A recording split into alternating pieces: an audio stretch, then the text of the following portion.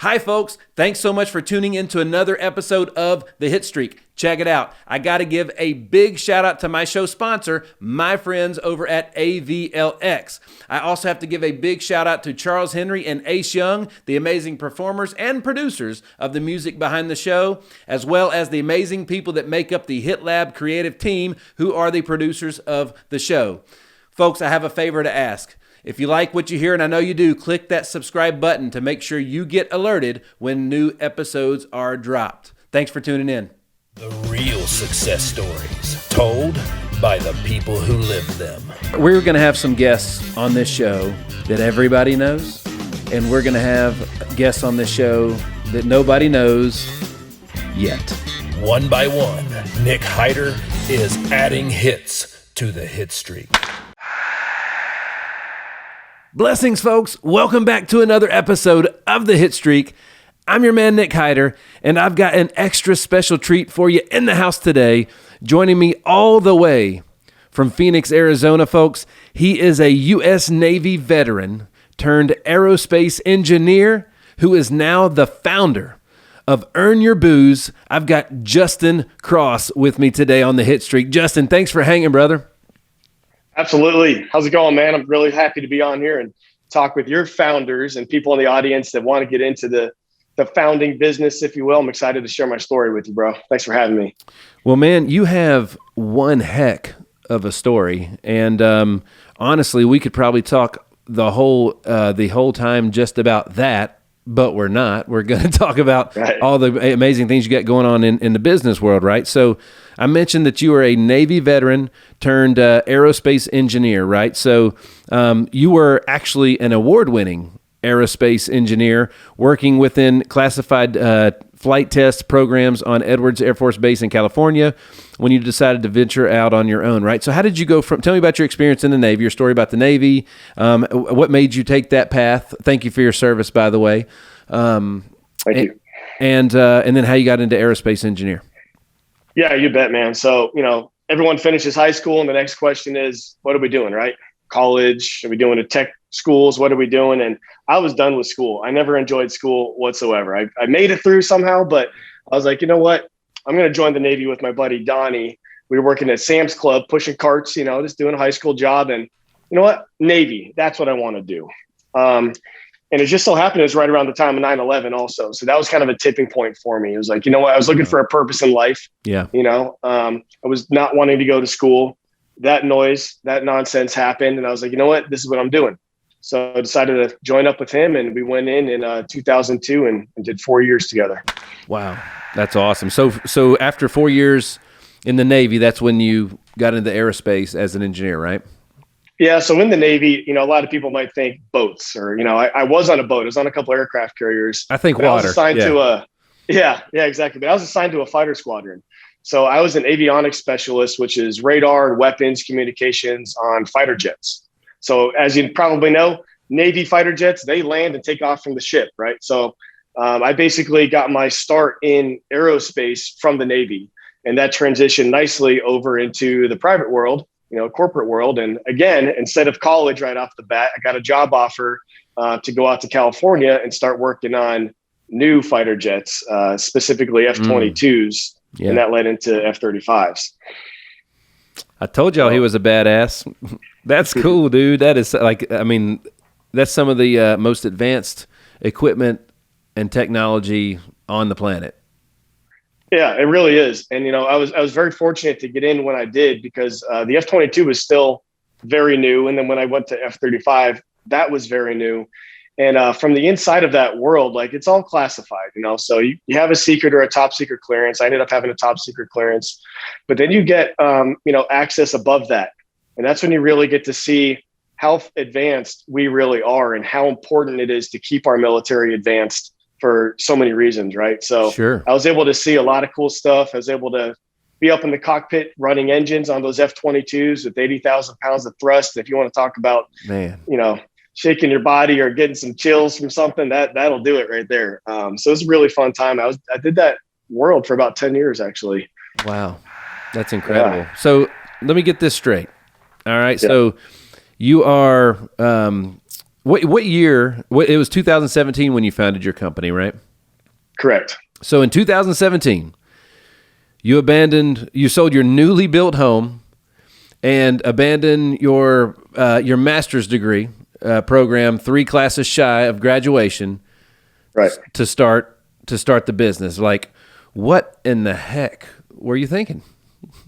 Well, that's what everybody said, to be honest. Yeah, I know. I think you made a great choice. I personally think you made a great choice. But what in the world were you thinking? So here's how it goes, and probably a lot of our, listeners here, that are trying to get out of their job, or maybe they're looking for a different way to, support their family and their lives. They think about entrepreneurship, and it was always in the back of my mind. But I got sucked into the comfort of, a corporate job. I was working for Lockheed Martin, it's the world's largest defense contractor. They paid well, had great benefits. And I was able to, like you said, buy a brand new house, upgrade everything we wanted in it. We had a boat stored in Lake Havasu. I had all the, anything we ever wanted to an extent. Right. Yeah. And I was stuck in that. And eventually I applied for another job, which is like a senior management position above where I was at. I was already a lead control engineer, it's called. And I actually won the job. So the director pulled me into his office and he's like, yo, we see how you've been performing. I was stacking up awards, over here. And he's like, I want you. You won the interview. You won the job. However, HR is not going to let me hire you. So, I apologize, but I want you to know you won. But they say you need another 10 to 15 years experience on top of what I already had at the time, which is about 15 years experience in that industry. And for me, that was a light switch. Yeah. I was like, you know what? I already saw, I'd hit a ceiling, right? So a lot of people might say, well, okay, well, I had the benefits. I had everything going for me. I was pretty secure in the job with the house and the family and everything. Why give that up? Well, to me, that wasn't enough. I was always driven to do more. I wanted to do more. And I hated being told, no, you're going to have to sit here and wait just to get this job over here. And I was like, well, by the time that time comes, I'm not going to want that damn job. Right. So I started to look for ways to get out of it. And I think it was about 6 months past, from then I left. I turned down a retainment bonus of, a nice solid cash payment they wanted to give me to stay. And that was it. Bounced out. So the last job that I turned down, I've said this before, was $150,000 salary. And I asked the guy that offered me the job, which he's somebody that I still am connected with today, and who knows, he was probably doing me a favor. Right. I asked him, I was like, hey, if I perform better than Chris over there, who was a friend of mine that worked there, I was like, do I get paid more than him? He said, no, he's been here longer than you. And I was like, this ain't for me, man. Like, if I'm the best, right, I want to be paid like the best. Right. So I'm motivated to be the best. So, if you don't mind me asking, what did you walk away from? Yeah, it was over $100,000 for sure. Yep. And with the amount of overtime I was putting in, it was about 150, 160 a year. Plus, is about a $40,000 cash retainment bonus they wanted to give me on the spot. So it's $200K. So, yeah. Awesome. And that to a lot of people, they're like, that's crazy. And even people that I was working with, they thought it was crazy. And, I don't know. I refused to be held down by anything. I desperately wanted to either fail or succeed by my own accord and not kind of just sit back and just wait for retirement. I was not interested in that. Well, and so some folks would be like, Nick, that you shouldn't be telling people they should be leaving a $200,000 a year job. Look, if your dream is to be working where you're working and making $200,000 a year, and that's what you're doing, congratulations. Right? That just wasn't what you dreamed of, right? No, that's exactly right. And hey, if somebody wants to make $50,000 a year, $100,000, $200,000 a year, and that's where they want to sit, great. Go after whatever you want, get what you want, and enjoy your life. That's awesome. For me, I just refuse to have any ceiling. There you go. And I felt like I had too much to offer, to myself, to my family, to other people out there. And I know it took a lot of balls, and it definitely did, especially when I made the decision to leave. And then people started to talk shit, people that you thought had your back. Yeah. Family members, coworkers, supposedly your friends, and that's right. Some of it came from a good place of good intention, but I was always just wanting to do more. And like I said, either make it on my own or fail on my own, but, wasn't willing to let anyone else tell me to sit down and wait. Well, we say it a lot. Beginnings tend to hide themselves in ends, right? That's how it works. No, you're exactly right. So for people out there that, like you just said, might wanted to be getting out of their job or their current career, you don't necessarily want to just quit and then try to, turn around and see what's going on. You should have some sort of a vision. Yeah. Be passionate about something, have some sort of a plan. Then even if that plan doesn't work out, have the figure it out mentality. Yep. But I wouldn't tell someone to quit just because they don't like their job and they'll figure something out. They have to have a path, and then you figure shit out along that path. Boom. That's right. Well, before we get into the company that you started after all this, I have a couple things kind of off topic, just because of the aviation, the aerospace background you have. So seriously, how excited are you about the new Top Gun movie? I have taken more people than I care to admit to the original Top Gun movie when they brought it back to the theaters. So I am pumped. That's going to be one that I go see in person in the theater for sure. I've heard it's better than the first one. Honestly, that's the things that all the folks are saying. I'm sure. Who knows what the story is going to be like, but I'm sure the flight scenes and the effects are going to be off the hook. Absolutely. If you watch Tom Cruise's last Mission Impossible movie, that helicopter chase, that was legit. This is a couple years after that with fighter jets. It's going to be sick for sure. It's going to be sick. And they had the budget to do it too. Yeah, exactly. It's going to be really good. All right. So, and you also, from time to time, they say everybody has a twin somewhere on the planet. I've bumped into a few people that said, "Hey, I know somebody that looks just like you," and I'm like, "What sucks for them? I'm sorry." You look like a celebrity. Who have you been told you look like? We haven't talked about this, guys. He didn't know I was going to ask him this either. No, you didn't. So, seriously, who do celebrity look like? Who do you get? I bet I can nail it spot on. A few people have said random baseball players, probably because of the beard and a little bit of an athletic build. That, and then Tim Kennedy sometimes. He said, if you shaved your beard, I bet you look like Tim Kennedy MMA. And I'm like, well, yep. I don't know. But yeah. I was going to say him. So I was going to say him, but then the AJ from the Backstreet Boys. Come on, dude. Come on. Connor, does he not look? Tell me he does it. I'm telling you, dude. Like, I'm saying, you got it. I'm totally busted. That's actually me, bro. All right. Well, we got to get back to it, because you got all kinds of killer stuff happening right now. So check it out, folks. He founded Earn Your Booze in 2017. And already in the company's first couple of years, he's already been featured in Men's Health Magazine, the Small Business Journal, Chilled Magazine, Liquor.com, and more. So that means you're doing some stuff right? So what is Earn Your Booze? So this is a life that I was living starting in the Navy, right? Everyone probably knows what the sailor, what they say about sailors. You got to cuss and drink, and sail around the world, right? So I was always, keeping myself in good shape. I took my physical fitness very, very seriously. I always wanted to be at the top of, the class and not have to get into mandatory PT and all that nonsense. So at the same time, was never ignoring, a good party and a good pork call. So that's kind of where it started in my mind. Then afterwards, when I was working through Lockheed, started to work with a company called First Form, makes some of the best supplements on the planet out there. Absolutely. And I was also brewing beer. So I was originally going to did quit my engineering job to move to Arizona and open a brewery. So I ditched my degree, went down to SDSU, went to their first inaugural how to start a brewery school. During all of that, started to help brewers and brewery owners and beer bloggers lose the beer gut, because I was in both worlds. I was in fitness on one hand and I was in beer on the other hand. Yes. And it just started to come together, and I found a niche kind of helping those kind of people learn how to be in that environment and not have a huge beer belly, not feel like shit. And after a little while, I was like, you know what? I could impact, reach, and help a lot more people if I took this seriously, made this a business. So I just did a classic brain dump of everything I thought it would take, everything I'd want to do. And basically came up with a business plan that we are actually still using to this day, believe it or not, from that first brain dump. So it genuinely came from how I was living two of my biggest passions. Yeah. And I found a real niche where people needed a leader and needed someone they could trust to help them get in shape, because a lot of people that, brew beer or in the liquor world, they're selling beer or whatever.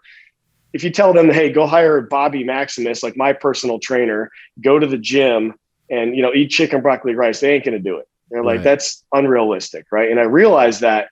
So I was like, let's bring some like real world advice to that group of people and help them be healthier and succeed better in that environment. That's awesome. And that's where it came from. I have a background in with alcohol because we owned some nightclubs and restaurants and bars back in the day in a past life. And, it's funny, when things go great, people drink. When things go terrible, they still drink. People drink, right? So that's right. But what you're doing is you're like you just said, you're fitting it into a lifestyle. It's a lot of times people that when you think of booze, a lot of times people think of it as it's negative. Immediately, it's negative. But you're using it with a positive spin as a way to earn it, reward. It's a reward, and as a way to have balance in life. You can have it all, right?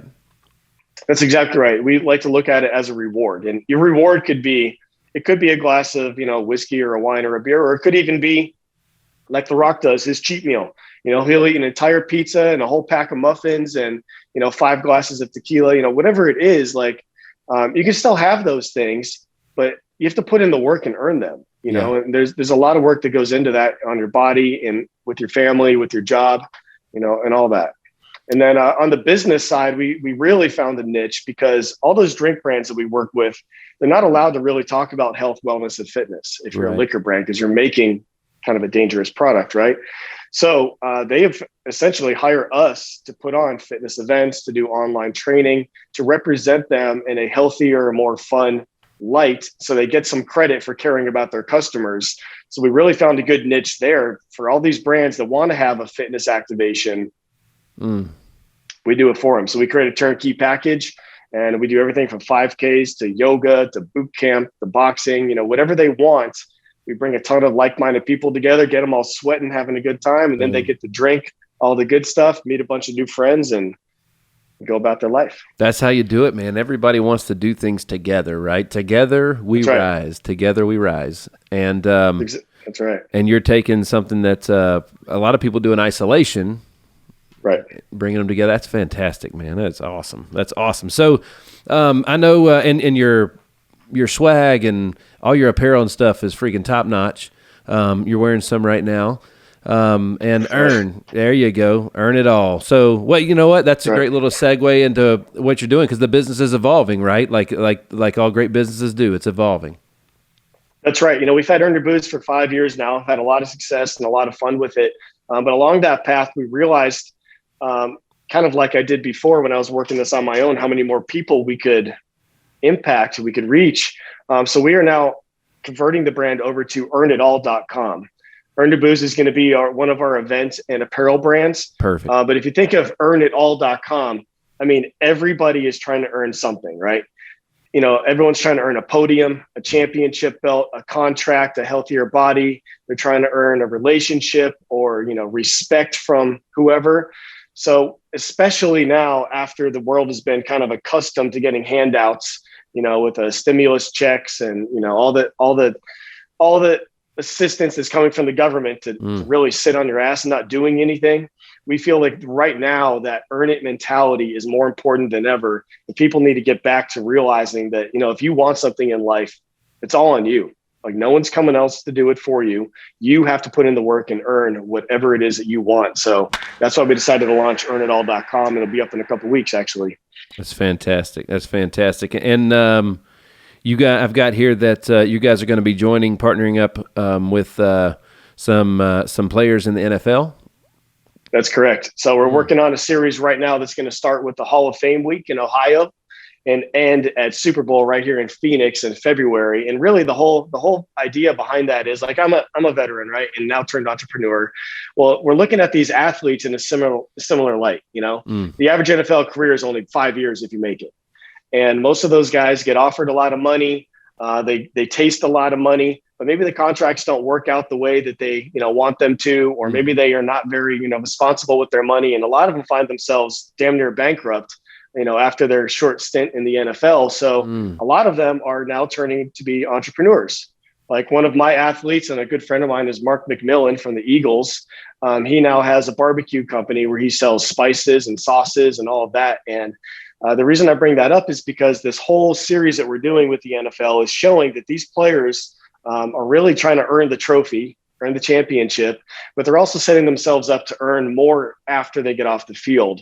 And a lot of them go into entrepreneurship. So we're basically building events around that and, tracking some of these players throughout the season. And we're, hopefully we follow somebody all the way to the big game. Well, and also too, it sounds like, it's a natural as the career evolution from player on the field to now, I would say they're an expert in fitness. Most of them are anyways. Right. You know what I mean? To be able to play at that level. Right. So there's opportunities to work with you and help others moving forward there, right? Absolutely. And even if they, struggle with money, which a lot of them do, a lot of people think, an NFL player, they make millions and millions of dollars. They're set for life. No, that's reality is most of them go bankrupt. So, they can now show people, hey, just because you have some money or just because you have some success doesn't mean the job is done, right? You get a win, that's fine to celebrate a little bit, but we have to always be going after the next level, always be evolving, always be improving and earning more and more and more. So it's such a great, organization and teams to work with. That's right. Well, let me ask you this, man, because you're a husband, you're a father, right? So yes. You're married to wife Gina. You guys have a 3-year-old daughter named Gianna. And then you have 2 stepdaughters that are both in college. All right. Right. So you got big age gaps there. My son's 12, my daughter's 1, so I got a little bit of that, a little taste of that, right? Yeah. But so it's not like, sometimes people don't do things chase their dreams. They don't play big, and a lot of times they place blame on their family. I can't because it's not secure for my family, and for me my family was the reason that I did take the jump. I just did a 180 on what we were talking about, right? So, yep. So were you were married? Were you married when you made the career change? Yes, I was. So I want to hear, how did that conversation go with the in-laws? Well, like you said, I fully believe that, us as like leaders of our families, we owe it to them to always be striving to do more. Always be trying to provide more for them, protect, provide, preside over that family. And, sitting back in that job, it just wasn't doing it for us, wasn't doing it for me. We could have been comfortable to an extent, but I really felt like, they knew, and, I had a really strong home life with my wife. She knew that, hey, things were not necessarily going to go according to plan, but we knew that we'd figure it out because we were a strong team together. And she knew that I just had that mentality where I was not going to take no for an answer and I wasn't going to stop. And, you bring up the family. We tried to have my daughter, Gianna, we tried to have a baby when we were in California. So for everyone out there that's thinking about, okay, well, when's the right time to start a business, or when's the right time to quit my job? There's never going to be the right time. That's right. And I can tell you how it went out, how it worked for me. We had a big new house, plenty of rooms, plenty of income, like rooms as in the house, like baby rooms and everything. Right. We tried to have a kid. And it just didn't work. It didn't work. And so eventually, like, you know what? All right, well, we packed up, we moved, we bought a small historic home here in Arizona. My stepdaughter was about to go to ASU, and we started a business. So I ditched my income, right? Mm-hmm. And so we gave up on the baby thing. And that's when it happened, right? So then COVID happened. So now the college daughter's at home, yep. And we have a baby. We have a small home. We're only on 1 income and some savings, right? And we made it work. Some people maybe at that point would have said, hey, maybe it's time to get a job now, right? To, get some more security back. Right. And I said, no, that is actually, I didn't know I had another gear in me. If I was already cruising in 5th gear, with business, I didn't know I had a 6th gear. When I found out she was pregnant, I went to 6th, 7th, 8th gear, and I've never been back ever since. Everybody has more gears. Everybody does. Everybody does. And sometimes it's the scariest things, like having a baby. or quitting a job, or, whatever, giving up your car that you've already saved up and you don't want to downgrade. Sometimes it takes some scary shit to realize you do have more in you and you can always do more. That's right. It's funny when people get like scared, that's the fastest they'll admit it. Yeah, I ran faster than I've ever ran before. Well, it was always there. It just took something happening to you that created a sense of urgency that you've never had before. And you did some crazy things. Even the Bible's filled with stories of people doing superhuman feats, like Samson and all those guys. With just because the human species is it's amazing, man. And and it is crazy how so many people sell themselves short. For real. And like you said, that could be a physical thing. Like, car falls on your dad and somehow the kid picks it up, You hear the stories. You really do. It does happen. And especially when it comes to being a founder, being a business owner, it's all up here, right? That's right. Like my buddy Andy Elliott says, like, fitness is a non-negotiable. So, every single day for me, I hired a personal trainer. I go to the gym every single day. I work hard on myself to put my body in the best position.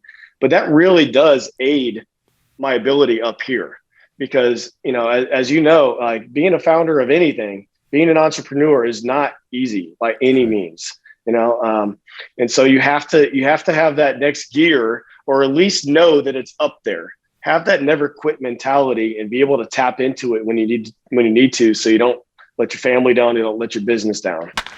Andy, Andy's episode just came out.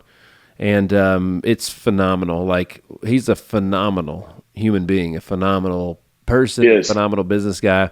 Honestly, probably one of the best I've ever met at what he does. And he goes on and on about those non-negotiables, and they're so important.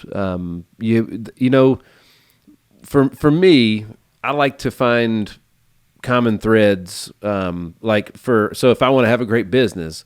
Well, if no matter what industry there is, if I look at 8 different businesses in all different industries, they're all going to have certain things in common. They're going to have some common threads.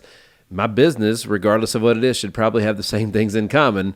You know what I mean? Or else it won't be good. It won't be great like theirs is. So, Andy has been, folks. If you're not, check out that episode. Follow him. He's putting out amazing content. He's freaking awesome. So you guys are close then. I didn't know that. It's awesome. Yeah, we're going to his event on June 4th out here in Scottsdale, but he's a great guy. So we're actually going to be working on some life insurance stuff together with Brad Lee. And like you said, he has such a great mentality when it comes, especially to leadership. Yeah. His whole team has to work out. Like that's a non-negotiable for his business too. And it's the same here. Yeah. We do outings where we'll go out and do boxing classes or row classes or a CrossFit or something. And it's like, hey, if you don't get down with that, like that's what we do here. So that's one of the ways you earn a right to work with us here at, Earn Your Booze and Earn It All. We do, one of the non-negotiables here is we call it our $1 Million Month. And that was I read a book. So my wife and I were, I guess we were successful, I guess you could say. We didn't know how to handle money. We didn't have financial literacy, but we knew how to make money. And I played professional sports. We owned multiple big businesses in our late 20s, early 30s. Yet in 2013, I was flat broke. I'd lost everything. And in 2015, we read that book, The Strangest Secret by Earl Nightingale. And there's an exercise in there where he says, write 10 of the easiest things you can do on an index card. Do them for 30 days in a row. And every day you fail, rip up the card, write a new card, and start over. And I think it was card 16 that my wife and I looked at each other and we were like, yo, we're the problem, right? So that $1 Million Month exercise, we still do it today. That's a non-negotiable for especially all of our new founders. Like, it's amazing what they learn about themselves when you can't do 10 of the. First of all, they all set goals that aren't relevant to the task. Like, it's 10 of the easiest things you could do. It's not drink a gallon of water. No, it's just drink a drop of water. Something that you could do if you're sick at home with pneumonia in bed. You can't get out. So you can do those. As Brad Lee says, it's just racking up those wins mentally. So that becomes a part of your subconscious. That just becomes a part of what you do. Right. So for us, that's a big non-negotiable for us with that. And then obviously we're into fitness as well. It does help. It's amazing. Somebody said it great for me one time. They were like, dude, I like to work out before, because I used to be a workout at night guy. Coming from the nightclub industry, my hours were backwards, Sure. right? So I used to be a workout at night guy. And the guy was like, dude, you got to work out first thing in the morning. I was like, I don't know. He was like, just trust me, try it. Because he was like, you're going to feel like you whoop the day's ass before it ever starts. That's right. And he was right. He was right. That's what I say all the time. You start the day with that win, right? So you get up and you take care of you first. You get that big sweat in, and hopefully your workouts scare you a little bit, right? That's like right. Mine did today for sure. But you get that done. I mean, it's almost like the rest of the day is kind of easy, like even if there's, you got shit coming from left and right in business or whatever. It's like, well, you know what? You already have a huge win on your back, and that kind of acts as a shield and kind of carries you through the day. Whereas if you wait till the end of the day, now you're carrying all that stress with you. You're carrying all that noise in your head from the day. And chances are you're not going to have the best workout either. That's right. So start it off right in the beginning. I totally agree with that every day. Dude, I think one of the most underutilized words in the English language, most misunderstood, is momentum, because it's unbelievably important. Check this out. So I coach my son's baseball team. They're really good. They are I mean, gosh, there was 100 kids that tried out for that sucker, they play really well. And we were in a tournament that we won, and literally not any game was close. So their bats got hot at the right time. They're scoring 10, 15 runs a game. They're playing lights out defense. They're run ruling everybody, right? So they have momentum. Momentum just carried from one game to the next. The bat just stayed hot. Well, they're the same kids. Literally on the Sunday, they played 3 games. Well, in the championship game, they faced a kid that was really good. Really good. And he had shut down everybody. And he shut down us for a period of time. Well, guess what? The kid came out and they put somebody else in, somebody just like we had been smashing all weekend. And they didn't pick up right where they left off and smash. The momentum was that it was literally just a trigger in their mind. And they're 12 years old, right? So they weren't able to flip that switch to go right back to where they were when they were just absolutely just slaughtering the kids very similar to what they were facing at that moment. And it was all because of momentum. It was all because that one pitcher disrupted their momentum, and that was the new momentum they had moving forward. Right.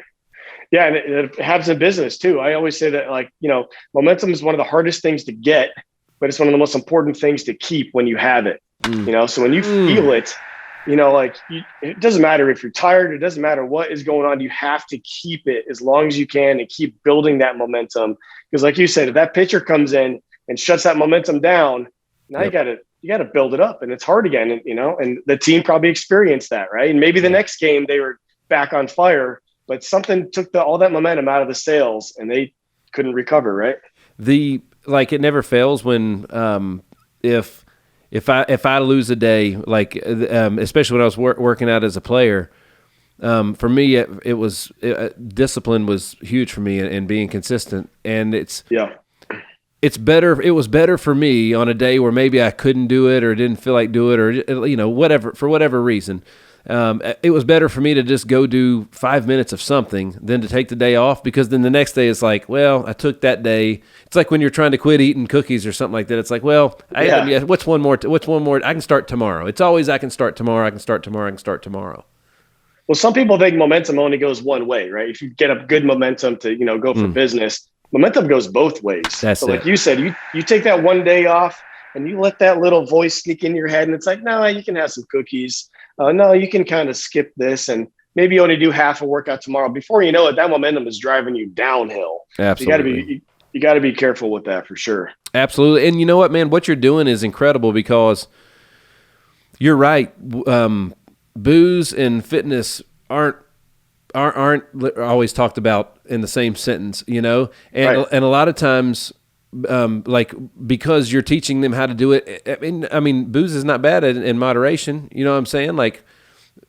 Working out can be dangerous if you don't do it in a healthy way. Drinking too much water can kill you. That's right. So you're doing it in moderation, but you're teaching folks that you can have it all and do it all every single day, right? So that's really cool, Right. man. That's fantastic. Yeah, and if somebody decides that they don't want to be, drinking, or they want to be sober, that's totally fine, right? This is all about, people living a life that they are proud of, a life that they want. So for the people that do choose to drink, we are, basically getting them into a mindset that, hey, you can do this, but not just because. You do this, as a reward. You do this as something that has been earned, and it really has had a big impact on literally thousands of people. I've had people come up to me at events, hug me with tears in their eyes, saying that they wish this had been around before their brother had, died from alcoholism. He had just, and I hear lots of stories about that. So, we're not necessarily like an alternative to AA or anything like that,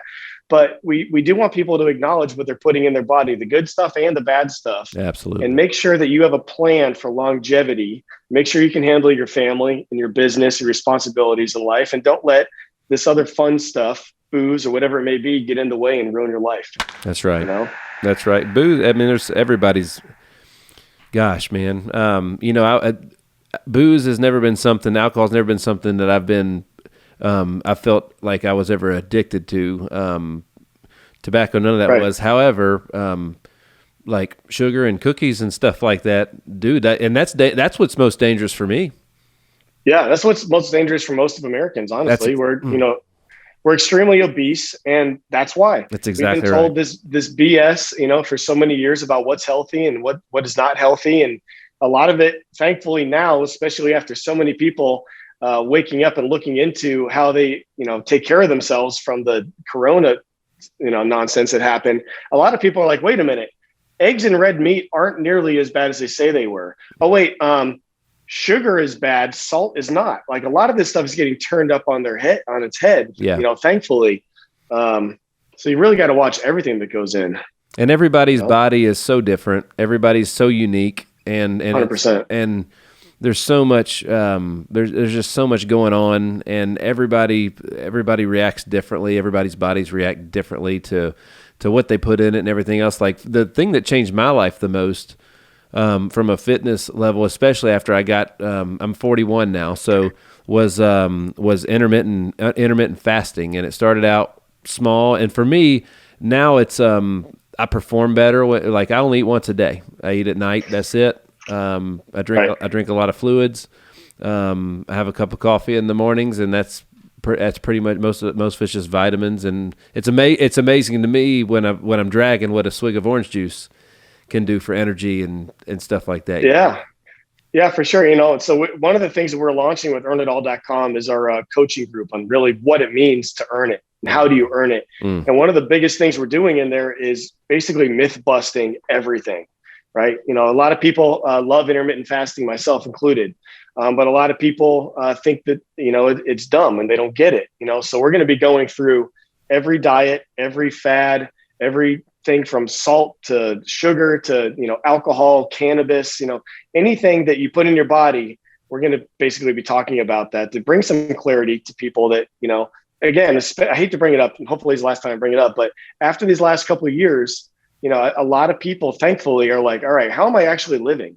What am I actually doing with my life? Am I actually setting myself up to survive whatever comes next, And so even though there's no lack of knowledge out there in the world on YouTube and podcasts and everywhere, a lot of people don't know what to believe. That's right. So that's one of my goals is to, gain some people's trust and show them why we believe what we believe and how you can apply that to your life. Well, it was actually one of the questions I was going to ask you, because you guys were a very young company in 2020, and you were an event company at that. Yeah. So, and the whole world went virtual at that moment, right? So, a lot of people that had businesses, event businesses, are no longer, they're a thing of the past, right? They're no longer here anymore. So first of all, congratulations for figuring it out and getting it done. But how'd you do that? Man, I really had to tap into a couple different things. One being, like they always say, up here, tap in and tell yourself we can do this. Because, like you said, we were an event company. We were I usually say about 95% an event company. We always had shirts, but we didn't really ever push them, never ran ads or anything. And so when that happened, we lost a nationwide tour with Milagro Tequila that's taken us all across the country. Oh, We wow. lost countless events with other sponsors, and basically lost our whole business. Our whole business model is just done. So we had to decide, okay, what are we going to do? Are we going to pack up shop and wait? Are we going to, what are we going to do? And long story short, we figured out how to do e-com and made enough money to make it through. And finally, now with the world opening again, we've built a hell of a rocket. So That's how did we get there? Is basically being resourceful, talking to people that, have succeeded in places that we didn't have much, interest in, not interest. We didn't know much about, like e-com. So we learned from people that were crushing it in areas that we had no experience in, and scraped it together and made it happen. And that's exactly what I was talking about. For someone that, is looking to start their own business and get out of their current job, you have to get into it knowing it's going to take that mentality for probably years.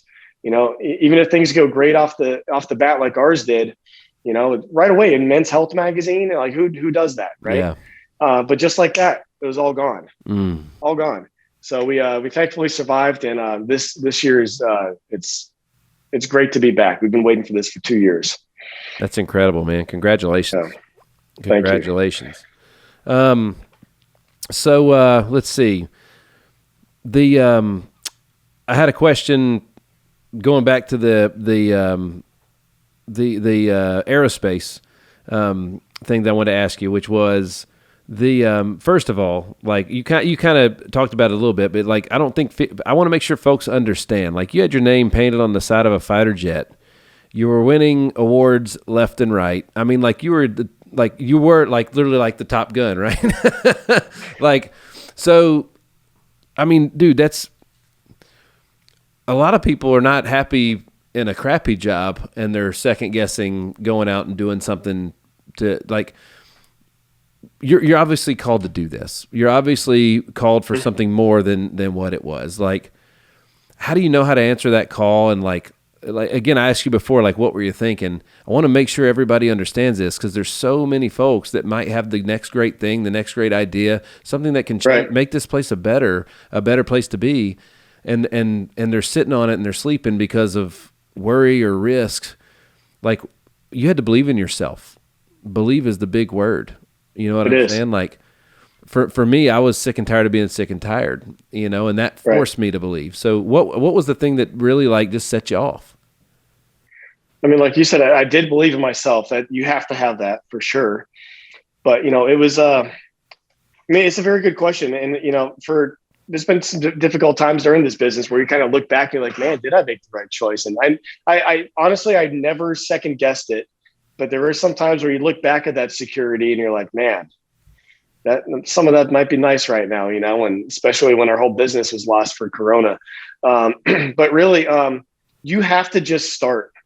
If you have an idea for a product or a service or whatever, like I said earlier, you're never going to have the right time, and it's never probably going to feel right, especially if you're making a decision like I did to leave such a lucrative area. Yeah. You just have to do it. You have to have a little bit of a plan, but you just have to start and have that mentality where you're going to figure shit out. It's as simple as that. I think most people will listen, to people, motivational podcasts, or they'll go to, business seminars. They'll take all these notes, but then they never actually apply it. They just become success zombies, and they don't actually execute. You have to take that first step, and that's as simple as that. You have to start. You'll never find the right time. That's to do it otherwise. That's right. Yeah, you mentioned that before. That's like, my wife and I, our son's 12, our daughter's 1. We were trying for years, man, and literally, we're scheduling my vasectomy when we found out like that it was happening. We had given ourselves to our 40th birthday, and in August, when my wife turned 40 in October that year, in August is when we actually found out.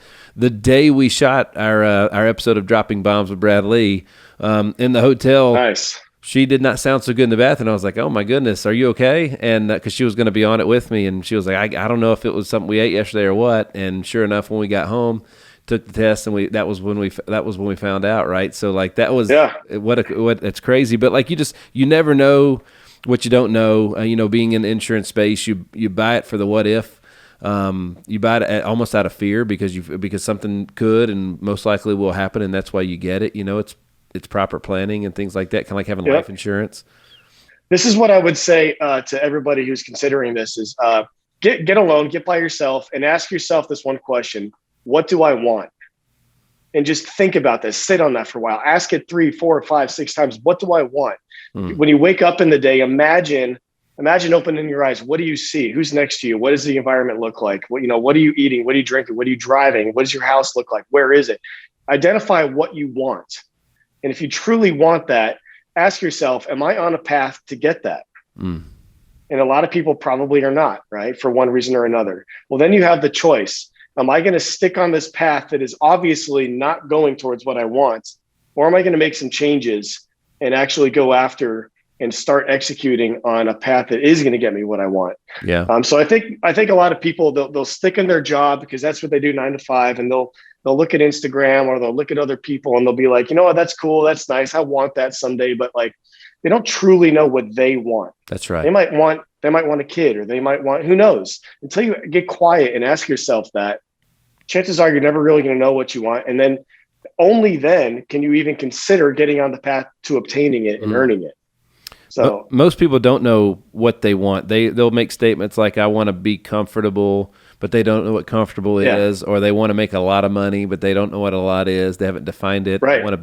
Brad said that to me one time. He was like, dude, if you want a jet, like you can't just say you want a jet. You got to tell me what color the seats are and like which seat is yours and what's on the back of the seat. Like if you want that house, like, well, what wall's the TV on? Like you got to be super precise. So we compare it to the GPS a lot. So we're in Nashville and I'm like, cool, your GPS. Now just type in Nashville. Where's it going to go? Right. You have to give it a clear cut, precise destination to get there. Right. So yeah, absolutely. And even if you say like, hey, I want to make $1 million a year or $1 million a month, whatever it is. Well, why? Is there a reason for that? Like, what kind of lifestyle is that supporting? Is that actually enough? Some people might think, hey, $1 million a year, that's what I want. I'll be good. But they want a $5 million home and they want all these other things. And before you realize what that actually costs, you're not making enough money. So I think that you need to get really clear about what you want and make sure that is, on your path to getting it. Well, most folks, they think they have their why, but they're always like, I just don't know how. Well, that's how you know you don't have your why.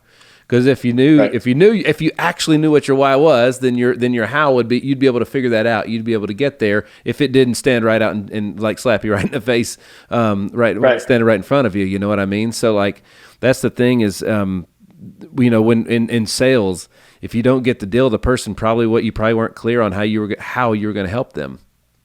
That's exactly right. It's not a numbers game. It's are you willing to help that person? Are you able to help that person with whatever you're selling them? And if they don't see the value, they're not going to buy it. That's right. Right. That's right. Exactly right.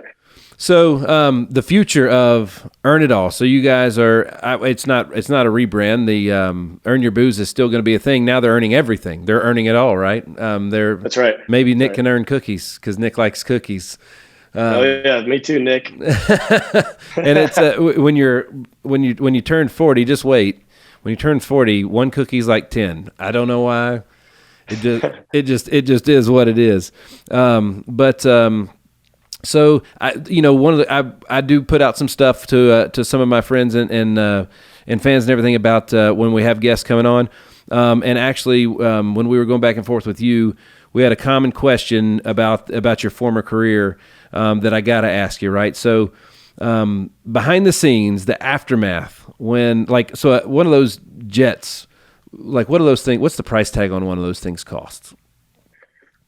That's a very good question because if you're talking like general production assembly line, when there's thousands of jets deep, it might be a couple $100 million or $100 million. But the jets that I was working on, they were flight test vehicles. They were a couple of them were called like national assets. They were extremely expensive because they were heavily instrumented, heavily modified.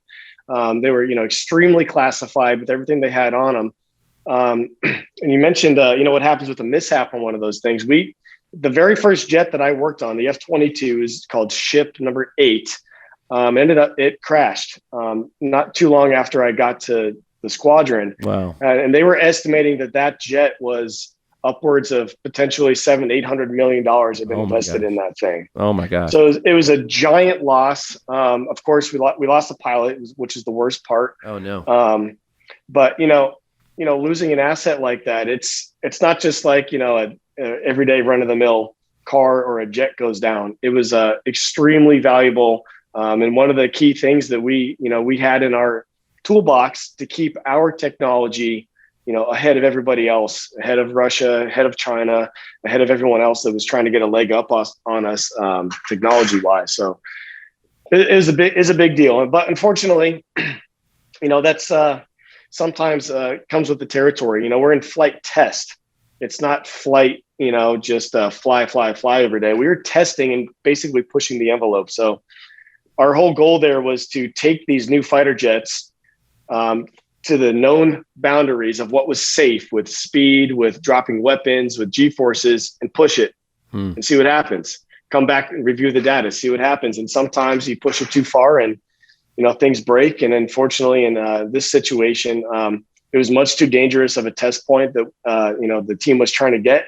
And we paid for it. The pilot paid for it, and it was not a good deal. Right. But, that's part of what it takes, unfortunately, sometimes to keep, our military number one. You have to be willing to go above and beyond, just like you do in a business. You have to be able to do things that normally are not willing, to do.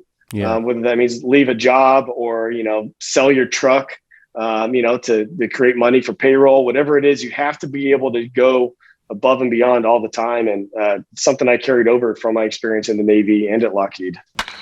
Well, there's a lot that we seem to take for granted today, and there's a I guess, and I think the biggest reason is just because there is such a price that has been paid that so many people just don't know of all the payments that are happening. You know what I mean? Like when the story like what you just said happens, like they just don't know that it's out there and that it's happening, and that there's so many people that are families that are sacrificing everything for the future and growth, and it's necessary, because if we don't do it, somebody else will. That's right.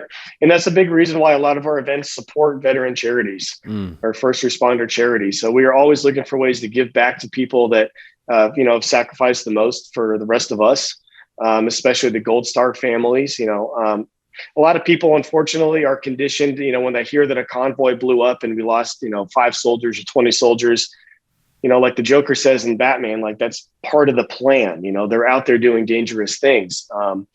But, like you said, the families are affected by that forever. They never forget what happened.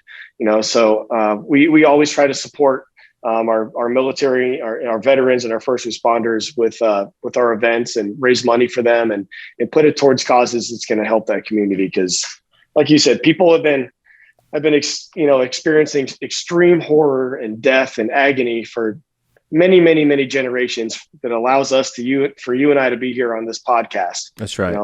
And we don't necessarily have to always, be down to the dumps thinking about, how terrible that is, but acknowledge that, there's a reason why we are the most prosperous free country on earth. And it's been paid for by countless lives. That's right. Countless. That's right. And it is, it's, again, there is, gosh, when going all the way back to biblical times, war, like people fought war. There's good and evil, and sometimes the good has to defend. You know what I mean? And it's that's right. And I understand a lot to a lot of folks. It's like coaching kids. You teach them to be good sports and stuff, but you also have to teach them how to win. And there's a respectful and a right way to do that. But what do you do when what do you do when somebody's not playing by the same rules? So one of my favorite sayings is, it's better to be a warrior in the garden. Yes. Probably going to know how to finish this, right? Instead of being a gardener in the war. Yep. So that means, hey, even if you're not all about fighting or you're not about violence and, you're anti-war, that's great. We should always try to avoid war. However, you don't want to set yourself up for failure and not be able to protect yourself or your family, or not be capable for whatever happens. Say the kid falls in the pool. If you don't know how to swim and you're too sluggish and fat to be able to get in there and help your kid, like what good is that? Yeah. So that's why we take our physical fitness so strongly. And right. I totally believe in being able to be violent if needed, but be a gardener, That's right. Try to avoid war, but be able to pull that out if needed. How does it go? It says, strong men create good times create weak men, and weak men create hard times. That's right. Yeah, and then hard times create strong men. It's a circle. Yeah, it really is. It really is. Yeah, absolutely. So and that applies to business too. Yeah, it absolutely does. And like a couple of years ago, if something went wrong in my business, especially when I was starting, it hit me pretty hard.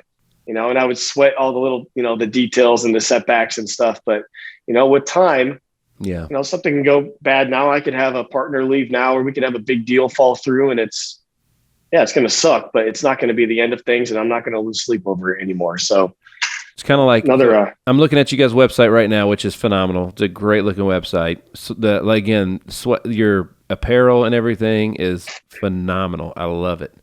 We're definitely going to need some of that for sure. But check it out. We earn it all, anchored in hard work and self-investment. Earn Your Booze is a global community of like-minded people who make no apologies for winning and celebrating our achievements. We know the best things in life are earned, not given.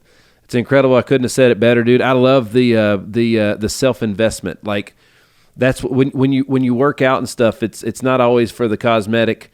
For people to look at the way for people to look at you a certain way. It's an investment in yourself, man. It's like not one person would agree, hey man, I spent $30,000 on my car. I'm never going to change the oil. I'm never going to wash it. I'm never going to clean it. I'm just going to drive it until it falls apart. And that's how we treat our bodies a lot of times. Yeah, it really is. And like I say this a lot about, getting blood work done, which is sometimes an advanced thing for a lot of people to consider doing. But you wouldn't take an F1 race car, slap it all together and send it on the track without running all the diagnostics, right? That's right. That's just like you said, you wouldn't send it out with shitty tires. You wouldn't send it out with bad brakes. What good is your business and your wealth and your relationships, even in life? None of that matters if you don't have your health. That's right.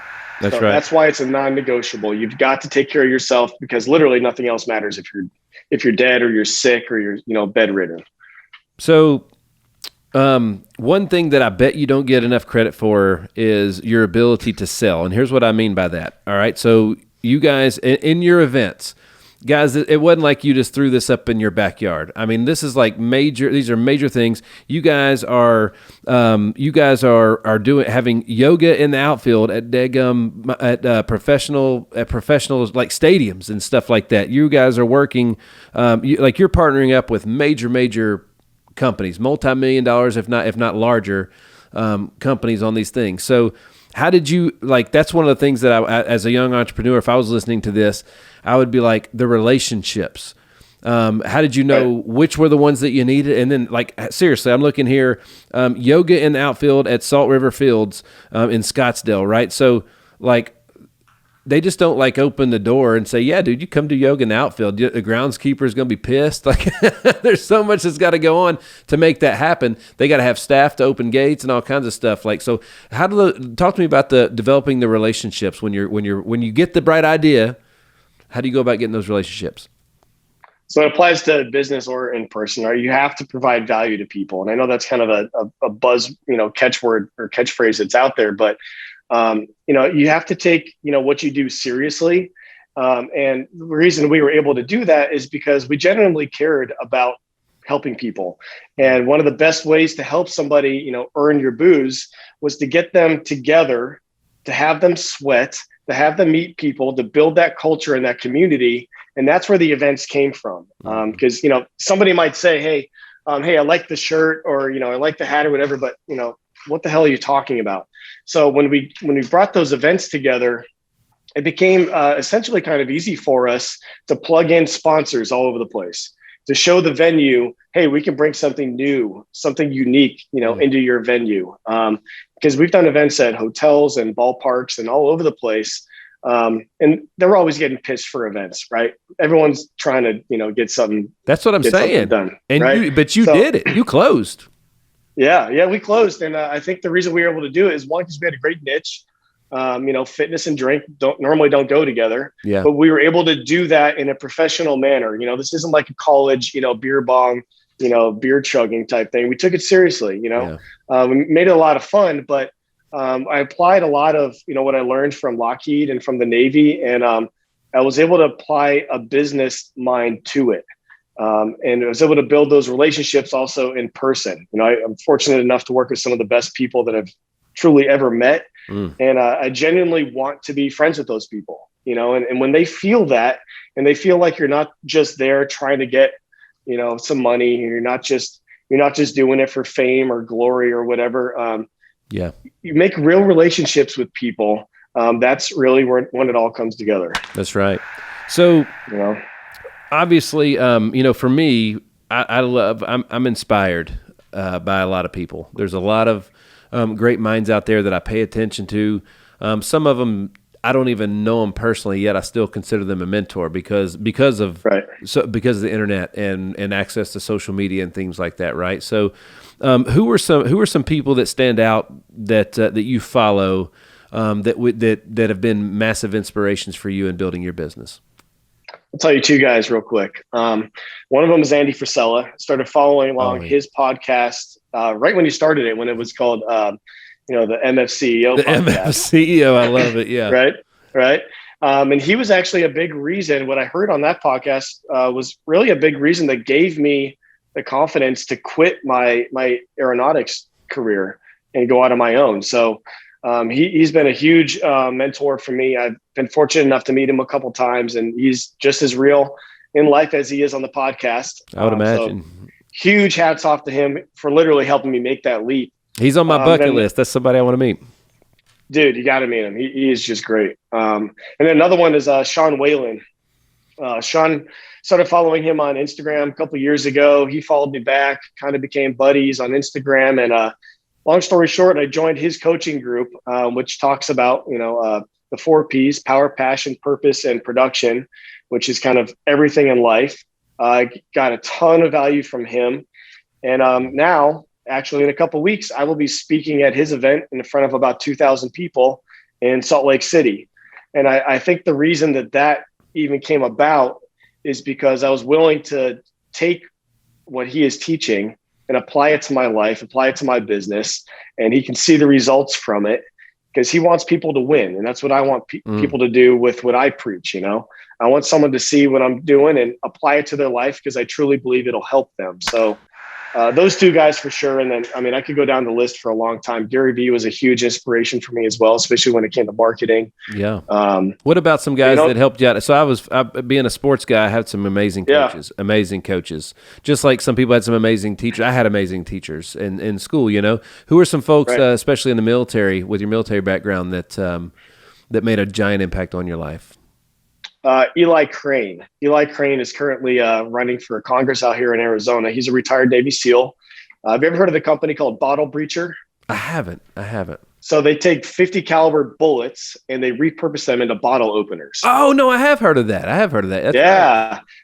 Yeah. So Eli actually made my groomsmen gifts at my wedding. Oh. And then we became friends after that. Then he became a business mentor of mine. Then we became friends, and now he's sold Bottle Breacher and he's running for Congress. So I'm doing everything I can to support him. That's awesome. But having somebody that understands, the life that I came from that, he was in the Navy as well, different job, of course, but it was a huge help to see another veteran succeed. So that was just huge for me. And then as far as coaches go now, I've been very fortunate to learn from a lot of great bodybuilder type guys. And my current trainer is Bobby Maximus. Okay. He's on The Ultimate Fighter this season on ESPN Plus. So you should totally watch that. Heck yeah. But he's actually the oldest fighter on the Ultimate Fighter series in history. He's 43 years old.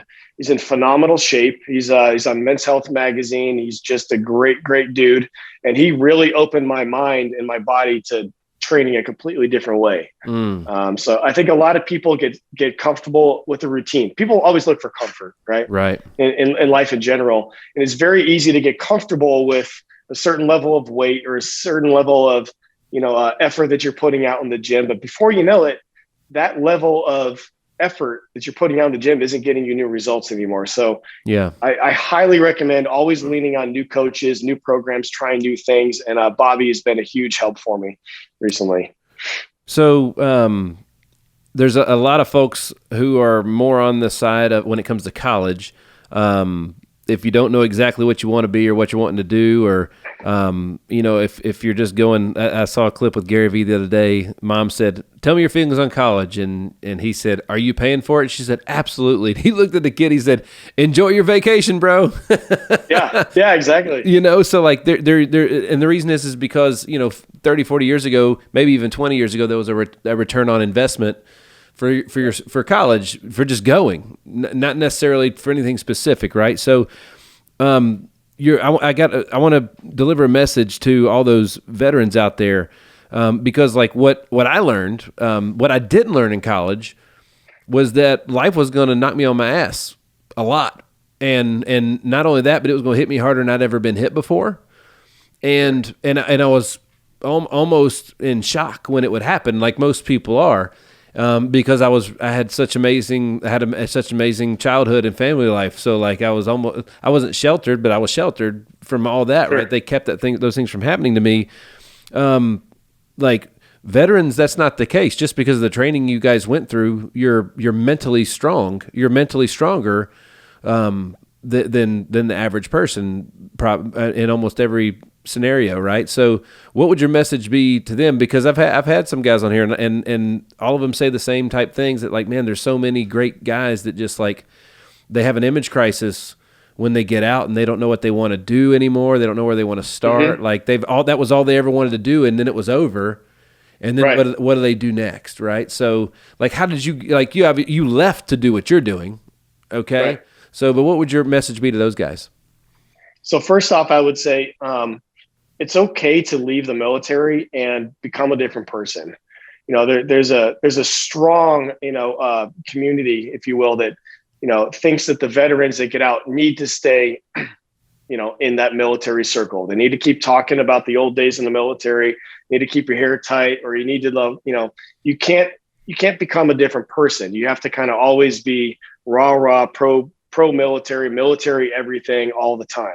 You don't have to do that, right? I still got a beard and tattoos and stuff, so I still, kind of look like a veteran, I guess. But I left that life behind, and Yeah. I left that life behind, and then I left Lockheed Martin behind, and you have to be willing to kind of reinvent yourself if you want to have a different life, right? So, when you get out, follow something that you want to go after, something you're interested in. Like Gary might say, do something you're passionate about, right? But find something that you want to do, even if it's completely different than what you did in the military and what everyone who's, your veteran friends think you should do. Go after what you want to do, because that's the only way you're going to be happy is at least going after it. That's right. And is it not, it's fair to say that like they have a certain level of skill. I've interviewed so many of them, man, where they come back and they come here, they come interview with us to start a business or whatever it may be. And like there's on a certain level, their mindset is so strong, but when it comes to other and just like really common basic things, they're not, and it's in there, but it's weird. It's like they come back with all this doubt or what, I don't know what. So what do you think is the reason for that? I've seen it more often than not. We love our veterans here. Like I love, like I purposely recruit them because because of their experience and because of what they've overcame, and because I know that they can take punches. I know they can take those punches and keep moving forward. Sure. Well, I think it's similar to like an NFL athlete that, gets out after 4 or 5 years. Yeah, you're so ingrained in a certain lifestyle and a certain, way of life and a way of living and a way of thinking and everything that you're almost kind of like, you feel out of place. Yeah. It's easy to feel out of place because it's so different. It's not just like, you graduate college and you get a job and then maybe you switch careers, you get a little bit of that there, but being in the military or playing a pro sport is so different than the average person out there in the country that Yeah. I think it can honestly be, and a lot of people might not want to admit this, but it's intimidating to think about getting into life insurance or finance or getting into, something completely different, because health insurance changed my life, it. dude. Health insurance changed my life. That's how that's what we're known for the most today. And is that. So, I mean, it's crazy. You're exactly right. You're spot on. And as far as like you mentioned, kids going to college and whatnot, like I have two kids that are in college. One's at ASU, one is at UCSD, and they're brainiacs. They do very, very well in school. They're studying stuff that I wouldn't even want to touch, like nanotechnology and chemical engineering, right? However, I'm trying to actively get them to like consider not using their degrees. Like I think they're learning a lot there. Especially like you said, they're getting knocked down and they're realizing they don't know as much as they'd like to think they do. The degree don't go away. That's right. The degree doesn't go away. So get that. But at the same time, think about what you really want to do in life. Like I said earlier, what do you want? So it might be exciting to get a chemical engineering degree, but if you're really passionate about making people laugh, do that too at the same time and see where that goes, Yeah. When I was in college, I went there for sports and music. Outside of that, I took like the vaguest major you could find because it was like, I think right. I like that. I hadn't been exposed to enough to make any real decisions. Sure. Yeah, exactly. Yeah. And I think that's, again, why a lot of people get out of college and they're shocked by how difficult the world is or by how little their degree is doing for them, right? Yeah. It happens a lot in athletes, like you said, especially if the ones that play at the amateur level, like, gosh, there's, my dad and I have Sandlot Sports and there's 250, 300 teams from all across the U.S., Canada, and Puerto Rico to play here in our events here. Like these 14, 15, 16-year-old kids, baseball is their life, dude. It's year-round. Right. It's what they're known for. Half those kids won't play in college, right? So then, but almost honestly, that's probably a blessing for some of them because then they could start that process of figuring out who they are and what they're going to do early. Because when you graduate college at 23, dude, you're late to the party at that point in time. A lot of you guys that maybe didn't go to school, they started in the mailroom or getting coffees or whatever. They're 5 years in, and they're 5 years ahead of you. When I retired from baseball at 27. Literally, dude, I looked around, I'm broke, and all my friends and colleagues, they've been in the workforce 5-6 years, and I'm like, I'm at ground zero. And I didn't know who I was or what I was supposed to do because my whole life was as a baseball player. That's right. And especially for guys that, like my friend, Paul, who's going to retire from the Air Force here in about 2 years, a lot of those guys, like we were talking veterans earlier, a lot of these guys that are staying in and retiring from the military, if you're not looking forward and figuring out what you're going to do afterwards, that's exactly what's going to happen. You're going to get done, realize your pension isn't going to really do anything for you.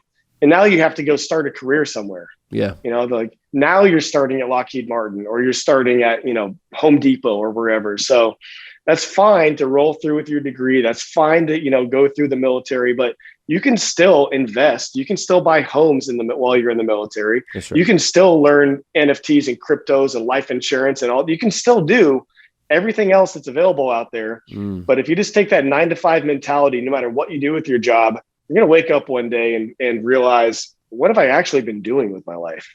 Right. Yeah. I would tell everybody, no matter what, learn the language of money, learn be financially literate. Because honestly, that'll open up, like most people go into business to create money and earn a living. So like, if you understand that, maybe that might be a shortcut, a shorter path to what you're going to be doing later on. You know what I mean? So I'm like, you guys are freaking killing it, dude. I think when I look at you guys' message, I just see, man, this guy's offering everybody a hand up, not a handout. And and I think that's fantastic. And I love your message of earning it. So all right, have any of so you got 2 daughters in college? Have they worn, like, what did the professor say when they walked in wearing the apparel that said "Earn your whiskey"? Haven't had any issues, believe it or not, and maybe that's because they go to 2 big party schools. Yeah. But, can I wear what? Should I wear one to church?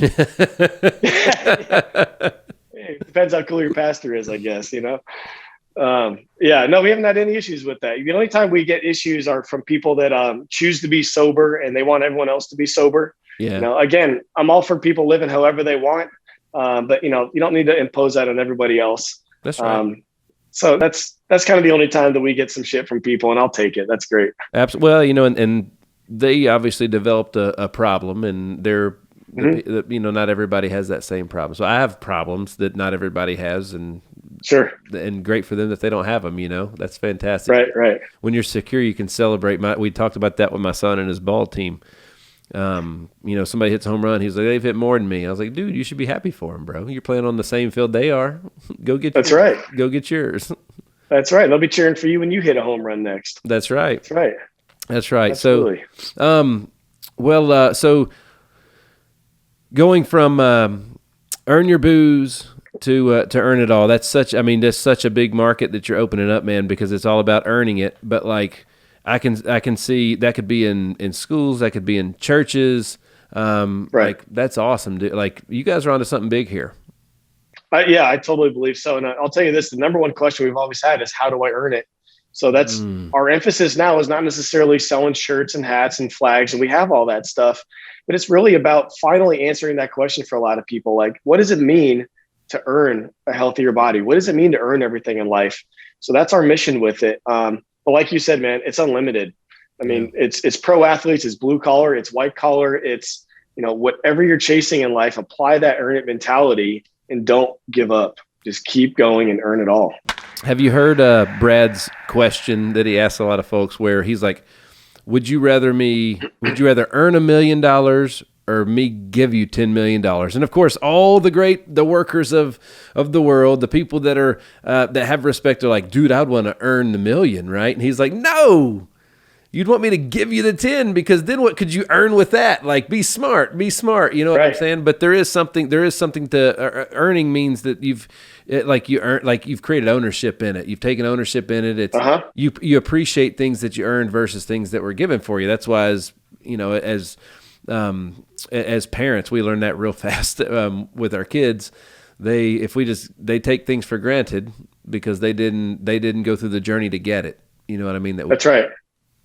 No, that's a very good, almost like a trick question, right? $1 million or a 10 million. But who's to say that, you didn't earn that 10 million by creating enough value for Brad to want to give it to you? Yes. So maybe you did earn it by what you've been doing and how you've been living. And that's another way to earn it, right? It doesn't necessarily have to, be fought for and clawed for, every bit of the way. Maybe you've earned some success just by helping other people, or doing what you do. Dude, I'm blown away, man. I'm blown away. The folks, if you guys are not following Justin Cross and Earn Your Booze and Earn It All online, check it out on Instagram, justin.j.cross.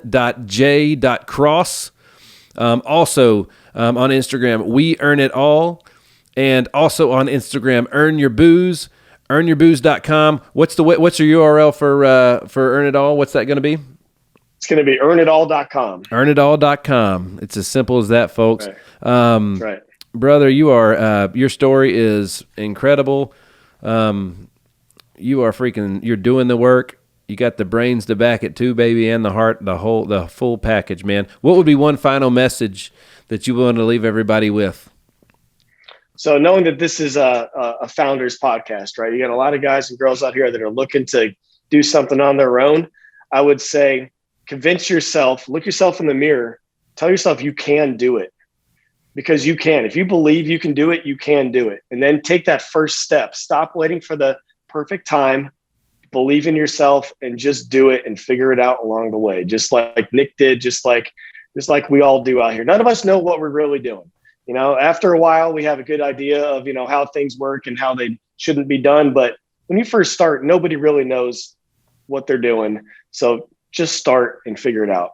Boom. Folks, you heard it right there from a U.S. Navy veteran turned aerospace engineer turned founder, right? Of Earn Your Booze, and coming soon, Earn It All. Earn It All. Bro, Yes, that's sir. awesome. Thank you, brother. Man, thanks so much for hanging. Thanks so much for doing everything you're doing. But thanks for being with us on the show today. Folks, thanks so much for tuning in to another episode of the Hitstreak. Once again, I am your man, Nick Hyder. God bless.